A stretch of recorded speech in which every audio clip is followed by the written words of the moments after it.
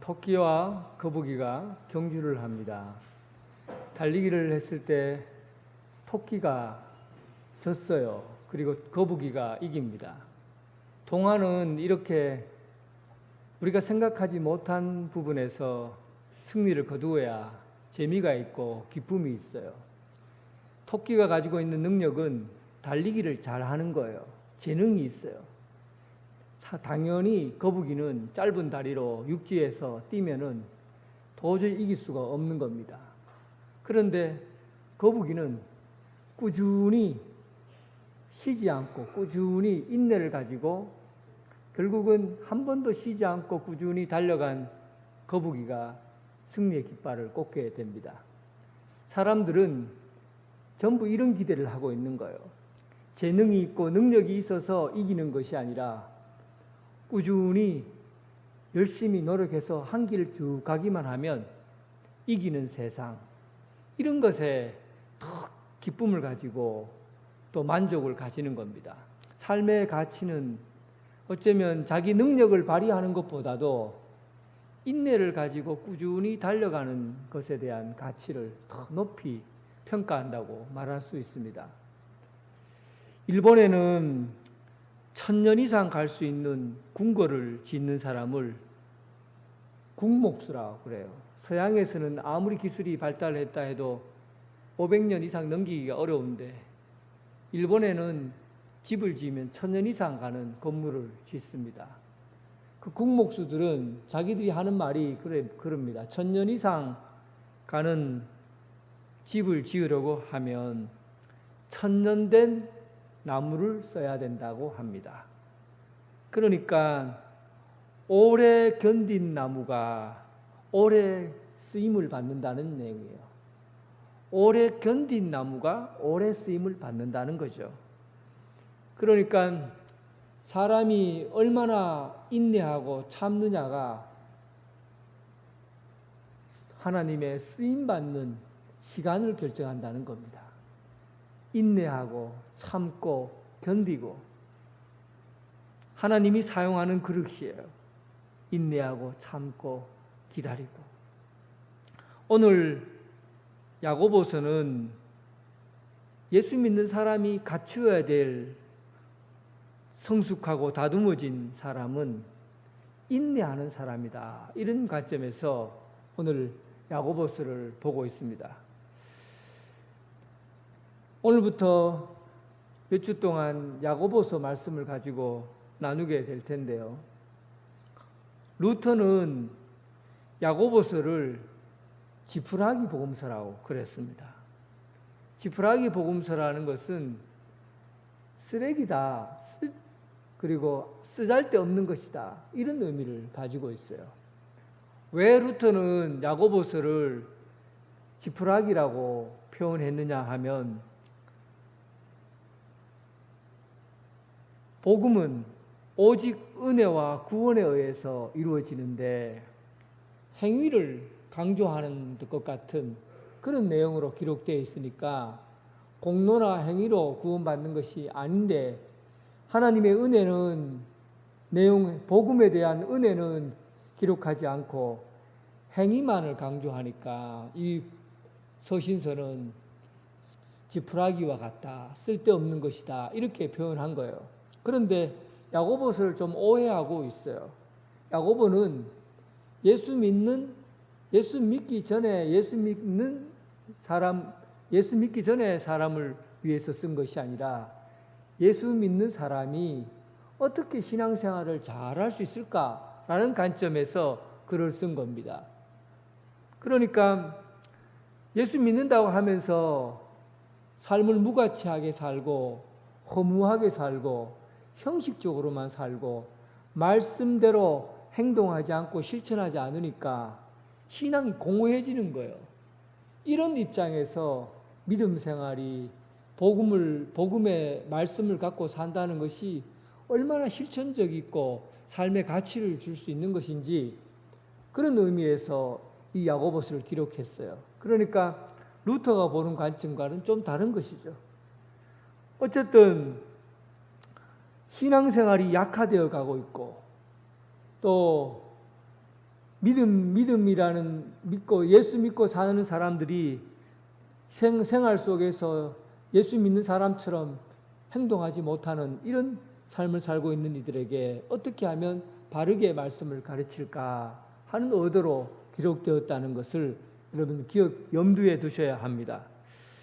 먼저 야고보서는 오늘 본문 1절에 보면 하나님과 주 예수 그리스도의 종 야고보는 흩어져 있는 12지파에게 문안하노라 이렇게 기록하고 있어요. 여기서 흩어져 있는 12지파라고 하면 이것은 흩어지다는 말은 디아스포라라는 말이에요.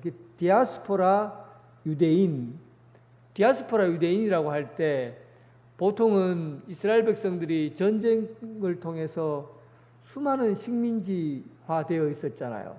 그러다 보니까 이스라엘에게 사는 사람들이 전부 세계에 흩어져서 살았거든요. 흩어졌지만은 그들이 언제나 예루살렘 성을 바라보고 예배드리고 유대인이라는 정체성을 잃어버리지 않았어요. 흩어져서 유대인으로서 정체성을 가지고 사는 사람들을 디아스포라 유대인이라고 칭했습니다. 오늘 야고보는 이런 의미를 담고 흩어져 있는 12지파에게 문안한다고 표현합니다. 보통 여러분 교회를 상대로 할 때 에베소 교회 성도들에게, 고린도 교회 성도들에게, 갈라디아 교회 성도들에게, 골로소 지역 교회 성도들에게 각 지역마다 지역에 맞는 특수성을 가지고 말씀을 전해요. 그런데 오늘 야고보서는 서신서에서 수신자가 누구냐면 흩어져 있는 12지파예요. 그러니까 모든 세상 속에 살아가고 있는 예수 믿는 사람들에게라는 의미입니다. 그러니까 오늘날 우리가 생각할 때 예수 믿는 사람들은 예배로 모이기로 하지만 또 세상 바깥으로 나가서 흩어져서 복음을 전하고 그 속에서 예수 믿는 사람으로 살아가야 됩니다. 흩어져 살지만은 무엇을 가지고 사는 겁니까? 예수 믿는 사람답게 사는 거예요. 그래서 예수 믿는답게 사는 삶을 흩어져서 그리스도인으로서 정체성을 가지고 살아갈 수 있도록 그렇게 그런 수신자를 흩어져 있는 12지파에게 문안한다고 설명한 겁니다. 그리고 조금 후에 그는 자기 자신에 대해서 이렇게 설명합니다. 하나님과 주 예수 그리스도의 종이라고 표현하고 있어요. 그러니까 야고보는 하나님과 관계에서 먼저 자신의 위치를 정확하게 인지하고 있었습니다. 내가 누구라는 겁니까? 종이라는 거예요. 누구의 종입니까? 하나님과 예수님의 종이다. 이런 입장을 가지고 있습니다. 말씀으로 순종하며 복음을 전하는 사역자로 살기 전에 먼저 중요한 게 뭡니까? 내 위치를 정확하게 아는 거예요. 내가 있는 자리가 어떤 자리인가를 아는 겁니다.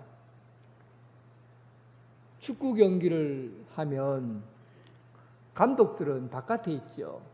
선수들은 필드 안에서 뜁니다. 달리기를 뛰죠. 그런데 감독은 선수들에게 미리 자기가 있어야 될 위치를 정해줍니다. 감독은 멀리서 보는 사람이기 때문에 안에서 뛰는 사람들이 어디에 빈 공간이 있는지를 정확하게 알고 그리고 선수들이 뛰어야 될 위치를 다 정해주고 그리고 경기에 임하게 하는 것이죠.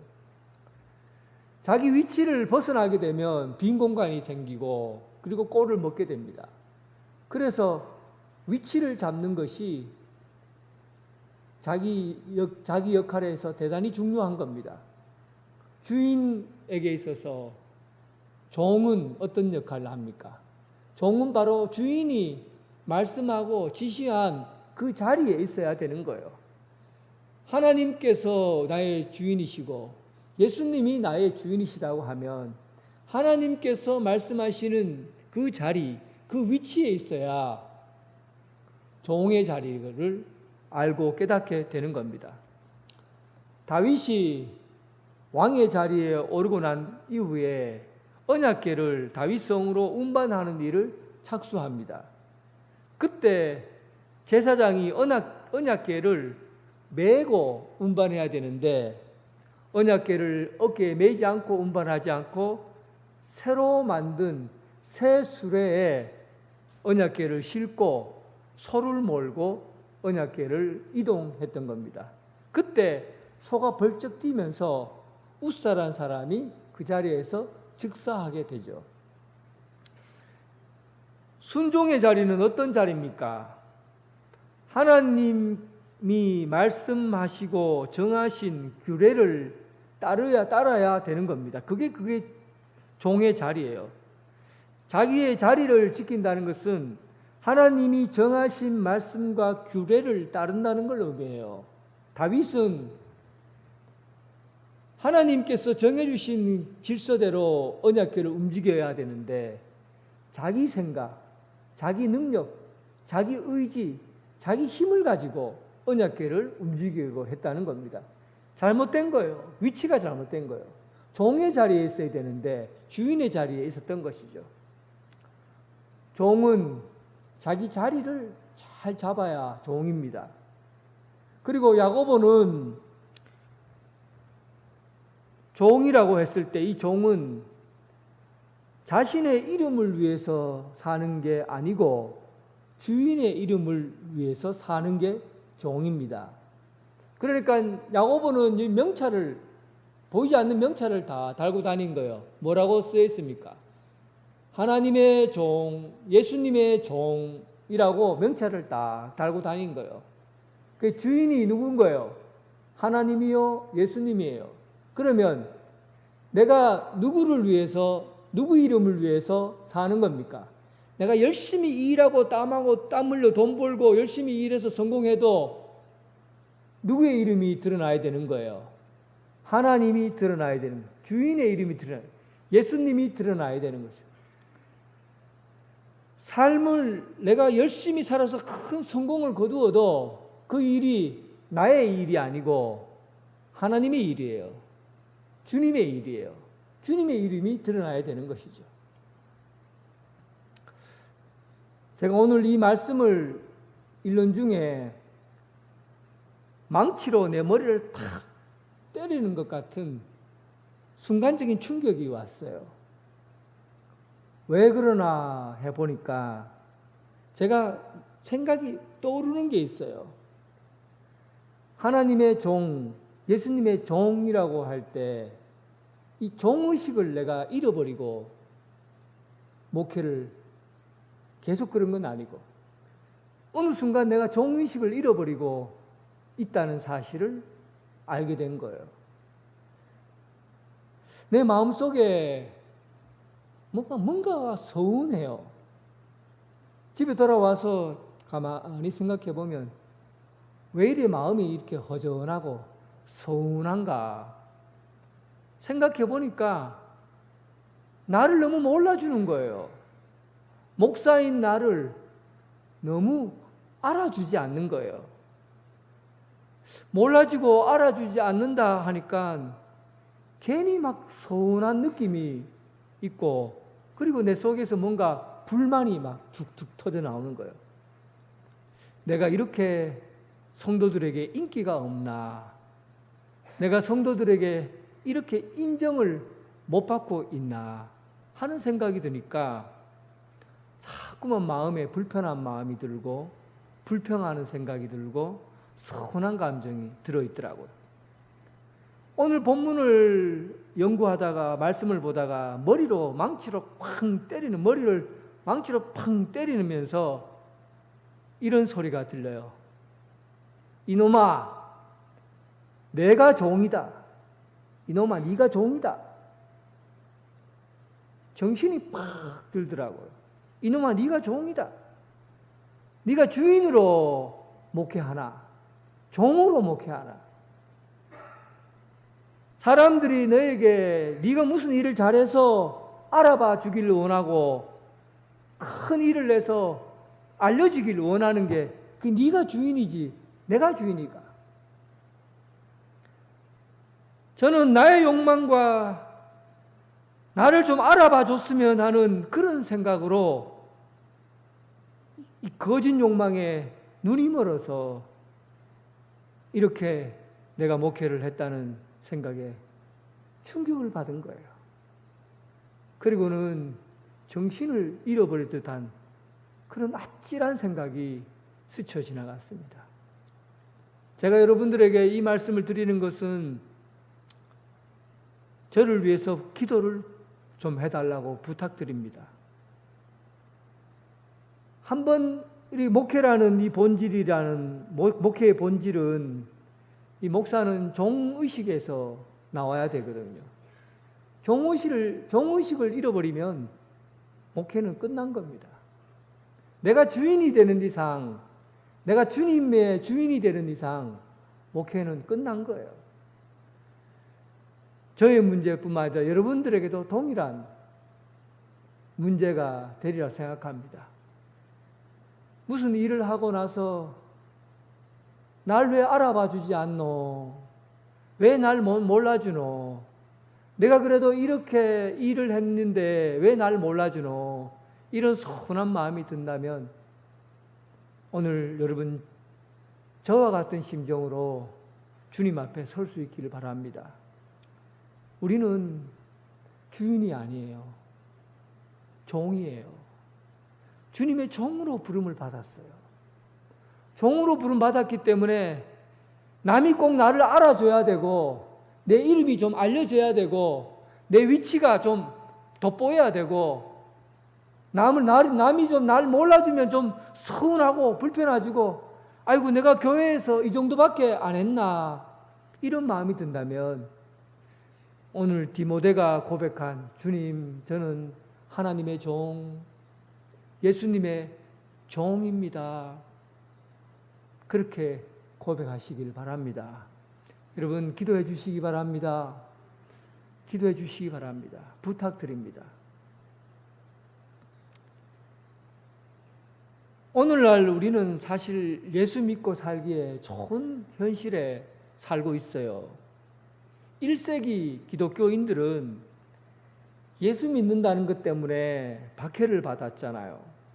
예수 믿는다는 것 때문에 가족과 뿔뿔이 흩어져 살아야 되고 예수 믿는다는 것 때문에 직장생활 하다가 쫓겨나야 되고 장사를 하다가 사업을 하다가 예수 믿는 데는 가지 마라 하고 장사를 망하게 하고 예수 믿는다는 것 때문에 박해받고 피해받고 손해보고 그렇게 1세기 기독교인들은 그렇게 살았어요.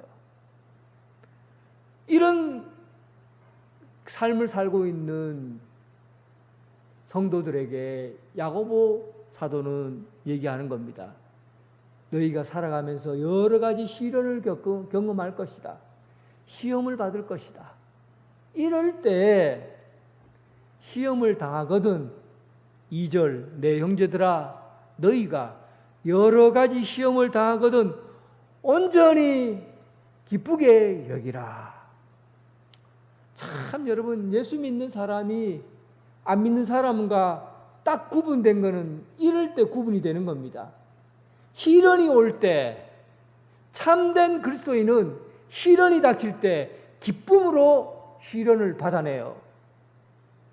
그런데 참된 그리스도인이 아닌 사람은 시련이 오고 어려움이 올 때 주저앉아 버리고 불평하고 원망하고 쓰러져 버려요. 무너져 버려요.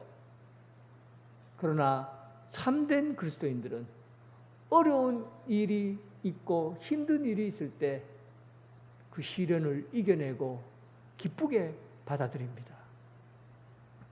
어릴 때 제가 심하게 아픈 적이 있어요. 그래서 집에서 이렇게 누워 이불 덮고 머리에 수건 올리고 누워서 열이 펄펄 끓는데 그냥 누워 있으니까 사람들이 이렇게 지나가다가 시골집은 그냥 막 들어오잖아요. 누구나 뭐 문 열려 있으면 들어오잖아요. 그때 누군지는 내 기억을 하지 않는데 어떤 어른 한 분이 들어와서 제게 뭐라고 얘기하냐면 이거 이놈 심하게 아픈 거 보니까 나중에 어른 되겠다. 이제 네가 어른 되겠다. 잘 되겠다. 어른 되겠다. 이제 철이 들겠네. 이러고는 가는 거예요. 그럼 내 그때 머릿속에 아이고 아프면은 약해지고 아프면은 손해보는데 왜 어른 되고 잘 된다고 그러지? 아프면 손해보는데 힘든데 왜 그러지? 그런데 그 말을 한 어른이 고맙게 여겨지더라고요. 마음이 고맙게 여겨져요. 내가 아프다는 것보다도 네가 이제 이 아프고 나면 어른 되겠다라는 말에 내게 뭔가 힘을 얻고 있더라고요. 야, 힘을 얻고 있어요. 아, 어른 되겠네. 철이 들겠네. 뭔가 모르게 좋은 말 같아요. 그리고는 이 아프다는 것을 빨리 나아라. 아이고, 니 얼마나 고생이 많노. 좀 빨리 나아라. 곧 식으면 곧 나을 거다. 이런 말보다도 야, 내가 이 어려움을 겪고 있고 힘든 과정을 겪고 있는데 이 과정을 새롭게 보게 만드는 거예요.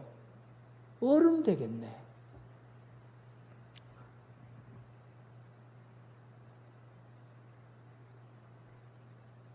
예수 믿는 사람들이 겪는 시련은 우리를 강인하게 하려는 하나님의 뜻이 담겨져 있는 겁니다. 더 단단하고 더 다져지고 더 강인해지는 그리스도인으로 만들기 위해서 주님께서 우리에게 시련을 허락하신 거예요. 시험을 받게 하고 시련을 우리에게 주신 것은 우리를 더 온전하게 하고 단단하게 하고 크게 하기 위해서, 그런 그리스도인으로, 강인한 그리스도인으로 만들기 위해서 이렇게 시련을 주는 겁니다. 그래서 기쁘게 받아들이라는 거예요. 기쁘게 받아들이라는 거예요. 조금만 어려움이 있고 조금만 힘든 일이 있으면 아이고 안 돼요, 못 해요, 우리 처지에 그거 할 수 있습니까? 이런 태도로 하는 게 아니라 좀 큰 폭을 가지고 기쁨으로 하나님이 하시면 우리 교회를 더 튼튼하게 하고 단단하게 하고 크게 하시려고 하는 하나님의 의지가 담겨져 있다고 기쁨으로 받아들일 수 있는 그런 마음을 가지라는 거예요. 약하게 마음 먹지 말고, 시련이 있으면 쓰러져 넘어지려고 하지 말고, 그냥 푹 주저앉으려고 하지 말고, 우리가 어떻게 하겠노? 우리가 이 처지에 우리가 어떤 일을 해내겠노? 이렇게 하지 말고 믿음으로 강하게 굳세게 다지라는 얘기입니다. 기쁨으로 받을 수 있어야 해요. 우리는 누구나 시련을 겪습니다. 인생에서 시련 없이 사는 사람은 한 사람도 없어요. 시련과 함께 살아가야 합니다. 이렇게 어려울 때마다 가슴에 못을 박고 원망하고 불평하고 주저앉지 말고 하나님이 나를 강인한 그리스도인으로 키우시나 보다, 나를 철들게 하시나 보다, 기쁜 마음으로 받아들이시는 여러분 되시길 주님의 이름으로 축원합니다. 너희 믿음의 시련이 인내를 만들어내는 줄 너희가 알미라. 시련은 결국 인내를 만들어냅니다. 우리가 시험을 보다 할 때 오늘 이 시험이라는 말은 페이라스모이스라는 단어를 씁니다. 시험. 근데 이 시험은 유혹이라는 말과 달라요. 템테이션, 유혹이라는 말이 아니라 테스트의 의미에 가까워요. 그러니까 우리가 시험 치다 그잖아요. 학교에서 아이들이 중간고사나 기말고사 뭐 시험 치다 그잖아요. 근데 이 시험은 왜 시험을 칩니까? 학생들의 능력이 얼마나 되는지 시험을 통해서 아는 거예요. 아, 너는 1단계네, 너는 2단계네, 너는 3단계네, 너는 우수하네, 너는 중간이네, 너는 제일 못하네. 이것을 시험을 통해서만 단계를 알 수가 있어요. 그래서 평가하는 거예요. 시험을 잘 치르기 위해서 학생들은 준비를 하죠. 오랫동안 집중해서 열심히 공부해서 시험을 잘 치르려고 합니다. 공부를 잘하는 아이와 공부를 못하는 아이가 어디에서 차이가 납니까? 머리에서 차이가 나는 게 아니라 엉덩이에서 차이가 나죠. 오랫동안 집중력을 가지고 앉아있는 아이가 공부를 잘하는 거예요. 그래서 공부는 엉덩이로 한다고 그러잖아요. 그래서 여러분, 시험은 오랫동안 버티는 것이죠. 시험은 인내를 만들어내는 겁니다. 시험을 준비하려고 하면 참을 수 있어야 되죠. 놀 거 다 놀고 하고 싶은 거 다 하고 그렇게 공부 잘할 수 없어요. 참아내야 되는 것이죠. 버텨내야 되는 것이죠. 그래서 시험을 잘 치르려고 하려면 잘 참고 버티고 오랫동안 견딜 수 있는 그런 훈련을 해야 되는 겁니다. 그래서 시험은 인내를 만들어내는 거예요. 오랜 훈련의 과정이 필요하다는 얘기입니다. 시험에서 이기려고 하면 훈련의 과정이 반드시 필요한데 이 훈련의 과정을 통해서 인내라는 것이 생겨나는 거예요. 그래서 인내는 성격에 의해서 만들어지는 것이 아닙니다. 어떤 사람은 성격이 잘 참을 수 있는 성격이 있고 어떤 사람은 못 참는 성격이 있고 그렇게 해서 인내가 만들어지는 것이 아니라 언제나 참을 수 있도록 훈련하는 그 과정 안에서 인내가 만들어지는 거예요. 이 시련이라는 말, 이거 오늘 본문의 시험은 달리 표현하면 우리나라 말로 바꾸면 새롭게 바꾸면 페이라스모이스라는 말은 시련이라는 말로 한문으로 바꿀 수 있어요. 시련이라는 말이 더 정확한 말이에요. 시련의 시자가 한문으로 보면 시자는 주살익자가 들어가 있거든요. 주살익이라는 것은 이게 재밌는 글자인데 이 활 모양을 뜻해요. 활 모양의 이 모양을 뜻하는데 이 활 모양이 활이라는 것이 하늘의 뜻과 사람의 공정과 이게 합쳐서 활 모양이 만들어졌다고 보는 겁니다. 그래서 이 활을 쏠 때 공중에다가 활을 딱 가지고 딱 쏠 때 어떻게 합니까? 보이지 않는 공중에다가 나름대로 선을 긋는 거예요. 쭉 그러면 관역에다가 선을 딱 그어요. 그리고는 보이지 않는 선에다가 딱 맞추어서 쏘죠. 그러면 내가 속으로 그은 선을 쭉 따라갖고 관역에다 딱 맞는 것, 이것을 시련이라는 말로 표현하고 있어요.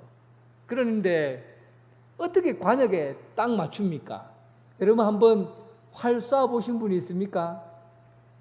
저는 대왕암인가 거 가서 저 가까운 저기 어디야 가서 놀러 갔는데 거기 활 쏘는 데가 있더라고요. 그래서 그분인데 돈 2,000원 내면 10발을 쏘도록 해서 한번 한국 화살인데 궁 화살 쏘도록 그렇게 해서 2만 원인가 내면 10발을 주는 거예요. 그래서 쏘는데 가까워요. 요 눈앞에 있는데 그걸 한번 맞춰보라는 거예요. 그래갖고 쭉 당겨갖고 그림을 그래 땅 쐈는데 안 맞아요. 쑥 지나고 옆으로 쑥 지나고 위로 올라가고 밑으로 쳐박히고 안 맞아요. 와, 신기할 정도로 안 맞아요. 저렇게 큰 게 어떻게 안 맞을 수 있나 하는데 그리고는 가르쳐 주는 거예요. 활을 쏠 때는 위로 쭉 올렸다가 내리고 볼을 어디에도 손을 대고 이렇게 해서 딱 자세를 가지고 그리고 당겼다가 탁 넣어보라고. 그러니까 옆에 툭 하고 딱 맞더라고요. 그리고는 자기가 한번 쏴보겠다고 시범을 보여주는데 저 멀리 표적이 요만하게 보이는데 거기를 두고 쏘는데 슝 하고 가더니 거기 탁 맞는 거예요. 깜짝 놀랐어요. 어떻게 해서 이렇게 먼 거리에 저 활을 맞출 수 있냐고. 그러니까 얼마나 많이 시위를 당겼겠어요. 활을 당겼겠어요. 100번, 수백 번, 수천 번, 수만 번을 당겨야 맞는다는 거예요. 그래서 여러분 시련은 인내를 만든다고 할 때 활을 쏘듯이 끊임없이 당기고 해야만이 그 목적에 이르듯이 바로 훈련은 이런 인내의 과정을 통해서 이런 반복적인 훈련의 과정을 통해서 인내가 만들어진다는 그런 의미입니다. 신앙생활은 여러분 끊임없이 하나님의 뜻을 찾고 움직이는 그런 행위를 통해서 믿음 생활이 이루어지고 인내가 얻어지는 겁니다. 오늘 이 활을 당길 때 보이지 않는 길을 쭉 따라간다고 그랬잖아요. 그러니까 하나님의 뜻을 우리 인생에 시련이 닥치면 보이지 않는 이 줄, 보이지 않는 선을 그어보면 그 보이지 않는 선을 따라가면 이게 관역에 맞는 거잖아요. 그러니까 우리가 신앙생활 할 때 하나님의 말씀에 따라서 움직여 나가는 연습을 해야 됩니다. 끊임없이 하나님의 말씀에 따라서 선을 긋고 그 말씀에서 벗어나지 않도록 그렇게 참아내고 견뎌내야 훈련이 되는 거예요. 그래서 시련은 우리가 어떻게 하나님의 말씀 가운데서 하나님의 뜻을 찾고 해석하느냐도 굉장히 중요합니다. 시련은 인내를 만들어내는데 우리 그리스도인들의 말하는 그 인내는 우리가 벌어지고 있는 삶에서 이 일들이 어떻게 하나님의 뜻대로 해석되는가 하는 것을 찾아야 돼요. 시련에도 하나님의 뜻이 있다는 것을 찾아내야 됩니다. 암투병을 하고 있는 권사님이 서울로 오고 가면서 하시는 말씀이 저인데 그래요. 목사님, 제가 암에 걸려 보니까 이 암이라는 것이 하나님 나라로 가는 기차표돼요. 하나님 나라를 여행하는 기차표가 암이 돼요. 저는 깜짝 놀랐습니다. 그에게 암이라는 그 시련이 닥쳤는데 그 시련을 어떻게 보는 겁니까? 하나님 나라로 가까이 가는 기차 여행과 같다. 하나님 나라로 가는 여행이라고 그는 생각한 거예요. 이 암이라는 질병을 하나님에게로 나아가는 여행길이라고 보는 겁니다. 시련을 그렇게 해석해요. 우리가 살아가고 있는 삶의 일들을 어떤 방향으로 보고 어떻게 해석하느냐.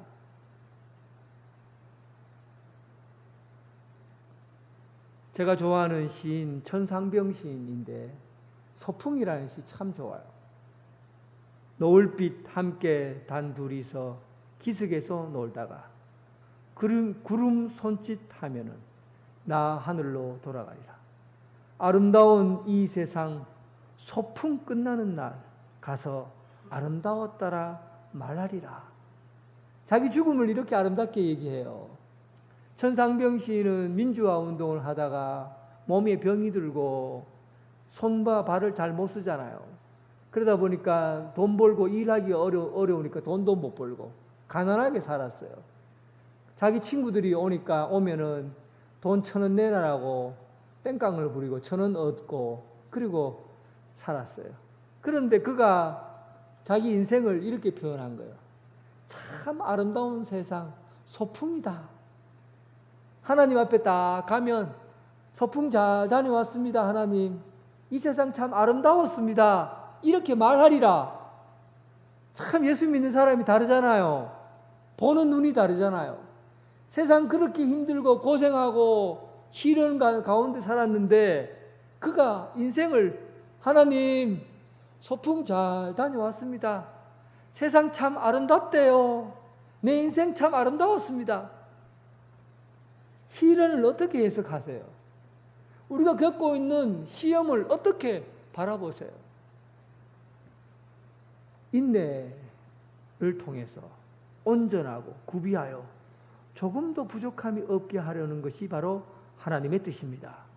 우리가 겪고 있는 시련과 어려움을 어떻게 바라보고 하나님 말씀으로 해석하고 또 하나님의 뜻대로 내 인생을 꾸준히 온전하게 살아가게 되면 그때서야 조금도 부족함이 없는 참된 그리스도인으로 자라게 된다는 뜻입니다. 예수 믿는 사람과 예수 믿지 않는 사람 어떻게 차이가 나요? 인내에서 차이가 납니다. 인내에서 잘 참아내고 잘 버텨내고 견뎌내고 그리고 하나님의 뜻대로 이 세상이 살아가도록 해석해내고 그리고 그리스도인들은 이런 인내를 꾸준히 훈련함으로 인해서 온전하고 구비되고 준비된 사람으로 그렇게 자라고 성장하게 되는 겁니다. 참된 그리스도인으로 살아가기를 주님의 이름으로 축원합니다. 하나님 아버지, 우리는 매일매일 시련을 겪고 삽니다. 우리가 겪는 시련 앞에 무릎 꿇지 않게 하여 주옵소서. 우리가 겪는 시험 앞에서 하나님 절망하고 또 우리가 겪는 시련들 앞에서 무기력해지고 무너지고 그렇게 살지 않고 하나님께서 우리에게 주신 시험과 시련이 참으로 우리가 성장하는 길이요 온전해지는 길인 것을 알고 기쁨으로 감사함으로 받아들일 수 있게 하여 주옵소서. 우리 교회가 함께 이겨내고 또 함께 가져가야 될 일들이 있습니다. 주님, 큰 어려움이 닥칠 때마다 그냥 주저앉고 못한다 하고 쓰러지고 못하겠다고 하고 그러지 말고 믿음을 가지고 굳건하게 승리하고 이겨낼 수 있도록 담대한 마음을 허락하여 주옵소서. 무슨 일이든지 기쁜 마음으로 받아내고 또 슬기롭게 하나님의 말씀으로 결단할 수 있는 그런 지혜를 허락하여 주옵소서. 인내함으로 하나님의 뜻을 이루어가게 하시고 온전하고 구비하고 하나님의 사람으로 성장해 가게 하여 주옵소서. 예수님 이름으로 기도드립니다. 아멘.